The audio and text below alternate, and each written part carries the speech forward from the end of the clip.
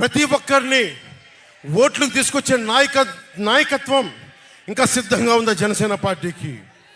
మనందరం ఆలోచించుకోవాలి. అందుకనే అన్ని అర్థం చేసుకునే 24 స్థానాలు 3 పార్లమెంట్లో సిద్ధపడ్డాం. ప్రజల నాడి వాడి తెలియకుండా నాయకత్వాన్ని నడిపించగలమా? దశాబ్దం కాలం పాటు పార్టీని నడిపించగలమా?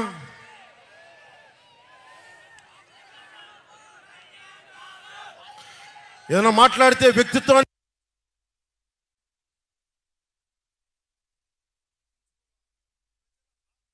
నెగ్గించడం కోసం తగ్గాను నేను. కొంతమంది మద్దతుదారులు అన్న పేరు మీద నా నిర్ణయాన్ని ప్రశ్నిస్తూ ఉన్నారు. జగన్ తన బాబాయిని మర్డర్ చేసిన ఆయన మద్దతుదారులు ఆయనకు ఓట్లేసిన వాళ్ళు ఒక్క మాట అనరు, వెనకేసుకొస్తారు. హార్ట్ అటాక్ అని వెనకేసుకొస్తారు. ఓడిపోతున్నా కూడా గెలుస్తున్నామన్న ఒక నిలబడే సమూహం జగన్ పక్కన ఉన్నది.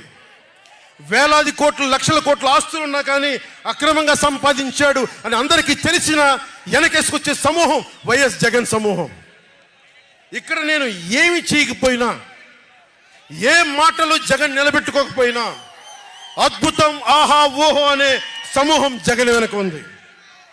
దళితుడిని చంపి డోర్ డెలివరీ చేసినా కానీ వెనకేసుకొచ్చే సమూహం, ఫీజు రీయింబర్స్మెంట్లు ఆపేసినా కానీ వెనకేసుకొచ్చే సమూహం. 2019లో నేను 2019లో పరిమితమైన స్థానాల్లో పోటీ చేసి గెలిచుంటే మట్టుకు ఆ రోజున జనసేన ఈ రోజున రికగ్నైజ్డ్ పొలిటికల్ పార్టీ అయిపోయింది. నా వ్యూహాన్ని ఎవరు తప్పుపట్టకండి. ప్రజల్ని క్షేమాన్ని ఆకాంక్షించే వ్యూహం నాది.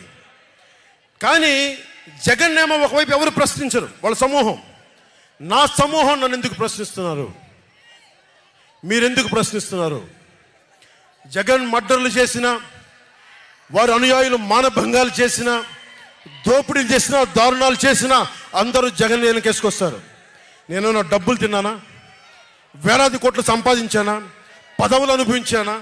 ఏం అనుభవించాను నేను 10 సంవత్సరాల నుంచి? అవమానాలు, తిట్లు తప్ప ఏం తిన్నాను నేను? ఏం సంపాదించుకున్నాను? కష్టపడి డబ్బులు సంపాదించుకొని పార్టీలకే కదా పెట్టింది నేను. నన్ను ప్రశ్నిస్తారు మీరు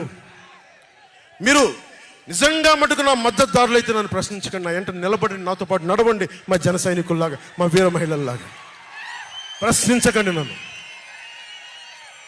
ఎవరికుంది ఓపిక? ఈ దేశం కోసం, సగటు మనిషి కోసం కన్నీళ్లు కార్చే శక్తి ఉందా ఎవరికన్నా?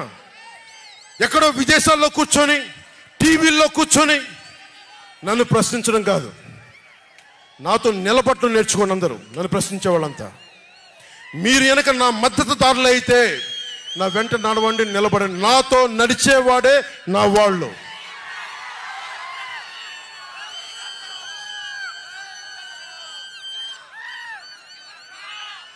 నేను ఎప్పుడు కూడా ఒక నియోజకవర్గం దృష్టిలో లేదు. నాకు దేశం ఉంది, మానవత్వం ఉంది, మన ఆంధ్రప్రదేశ్ ఉంది, తెలుగు ప్రజల, తెలంగాణ ప్రజల నేల ఉంది. నాకు తెలంగాణ నేల ఉంది నా దృష్టిలో. ఒక నియోజకవర్గం గురించి నేను ఎప్పుడు ఆలోచించలా. రాష్ట్ర ప్రయోజనాల కోసం ఆలోచించాను కానీ అరే నేను ఒక నియోజకవర్గాన్ని డెవలప్ చేసుకోవాలి నేను నిజంగా ఆలోచించలేదు.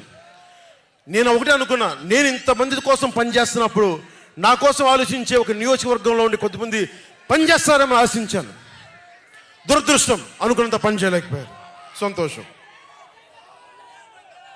ఒక నియోజకవర్గం వ్యక్తిని కాదు నేను.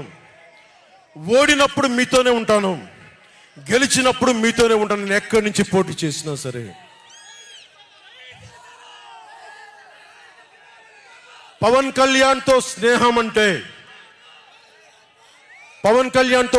అంటే చచ్చేదాకా. పవన్ కళ్యాణ్తో శత్రుత్వం అంటే అవతల వాడు చచ్చేదాకా. ఇద్దరు కలిస్తే చూడలేడు, నలుగురు నవ్వుకుంటే చూడలేడు, 10 మంది పచ్చగా ఉంటే భరించలేడు.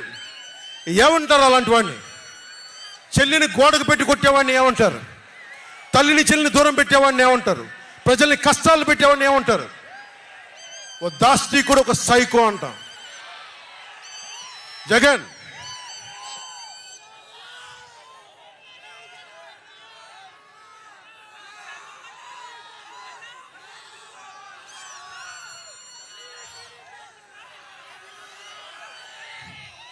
జగన్కి చెప్పదలుచుకుంది ఒకటే, జగన్ బాధితులందరికీ ఒకటే చెప్తా ఉన్నాను.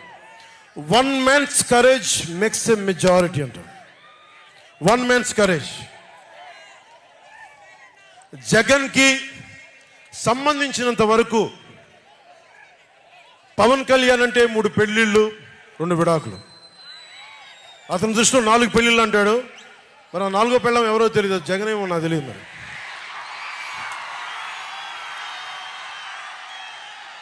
నాకు ఇదే విసుగొస్తుంది. జగన్ లేని 4వ పెళ్ళవుటే నువ్వేరా.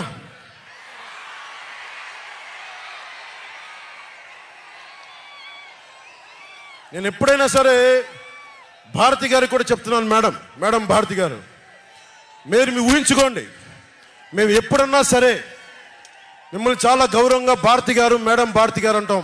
మీ ఆయన ఇంత నీచంగా ప్రవర్తించినా కానీ, చంద్రబాబు గారి సతీమణి కానీ, నియోజకవర్గంలో ప్రతి ఒక్కరిని ఇబ్బంది చేసినా కానీ, నా ఇంటి సతీమణి అన్నా కానీ పెళ్ళాలను సంబోధిస్తాడు.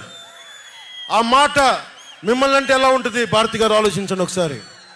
నాకు తెలుగు వచ్చు, నేను పెద్ద ఇంగ్లీష్ మీడియం చదువుకున్న వ్యక్తిని కాదు, నాకు చాలా భాష వచ్చు, కానీ సంస్కారంగా ఉండదని మాట్లాడినంతే. జగన్, నీకు సంబంధించినంత వరకు నేను 3 పెళ్లిళ్ళు 2 విడాకులు. పవన్ కళ్యాణ్ అంటే జగన్ చెప్తున్నా విను, పవన్ కళ్యాణ్ అంటే ఆంధ్రప్రదేశ్ ప్రజల భవిష్యత్తు.